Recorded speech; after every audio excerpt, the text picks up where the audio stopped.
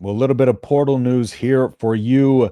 First things first, if you want to drop a like, leave a comment, let me know what you think about Jaylen Lloyd and why do you think he's transferring. But I'm going to dive into my thoughts here just a little bit. Now, of course, Jaylen Lloyd, we found out just a few minutes ago, will be entering the transfer portal. Now, last year, Jaylen Lloyd came onto the scene, you know, as a game-breaking type of player, dual sport athlete, track guy, football guy, exceptional speed, exceptional football speed, and was averaging over 30 yards of reception last year, was about at 20 yards of reception this year. Had 6 receptions last year, 13 reception this year, and just a little bit like 15 yards over his total yards receiving last year. And it seemed like, the surge of Ja'Cory Barney coming on the scene and really taking a lot of, targets and role. And then you have Isaiah Hunter coming in, Dane Key coming in.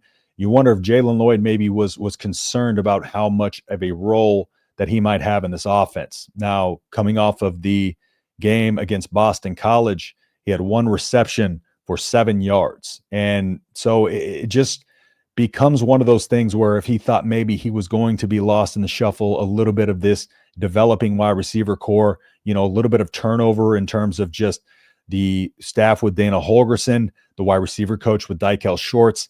And, stuff like this is going to happen when you do have the turnover like that. But Jaylen Lloyd, of course, one of those guys that we didn't want to see leave the team, as he is a dynamic superstar level athlete and just a big part of this offense last year and one of the fan favorites just because of that.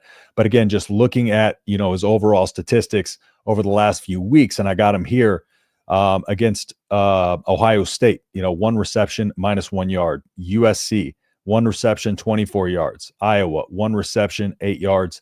Boston College, 1 reception, 7 yards. And now when you have some other guys coming into the fold, again, Ja'Cory Barney is probably going to be more of a, focal point of this offense. And it's going to be a lot more targets to the running backs, as well as, like I said, Isaiah Hunter and Dane Key coming in. Maybe Jaylen Lloyd saw an opportunity for himself to go elsewhere and be able to kind of, get some of those targets. And if he wants to target a future in football at his size, is going to be very, very difficult. But, there are anomalies. But he just probably wanted more of a role elsewhere where he was guaranteed a little bit more targets. Again, Nebraska's trying to really shore up this wide receiver core.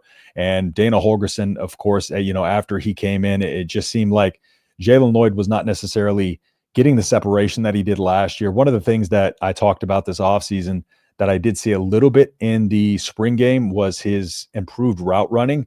But just not able to really get going this year. Like I said, his game breaking last year, over 30 yards of reception, down to under 20 this year. And that's no knock on him as a player.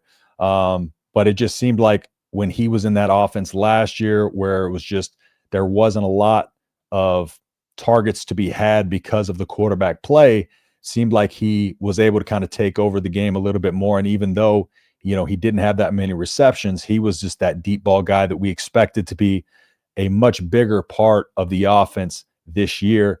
And that didn't come to fruition. And Isaiah Hunter is going to be a guy that they're going to want to use a lot in space next year. So he's going to be getting a lot of those perimeter targets. Also a guy that you can target deep down the field. Dane Key, very similar, but Dane Key's more of that, route running, crisp route runner who's going to be able to go up and get you 50-50 balls, who's going to be able to come down, on 3rd down and make the catches.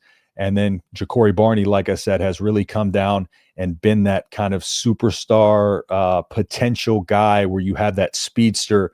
And maybe Jaylen Lloyd just saw that and saw the potential future would be better elsewhere. So again, just not something that Nebraska fans necessarily wanted to hear. But it makes sense to some accounts based on, the track record of what we saw recently and just his inability to be able to fully become a part of this offense and be able to make a big difference. 3 touchdowns last year, no touchdowns this year. So it remains to be seen. There's always that opportunity for hit the portal and come back.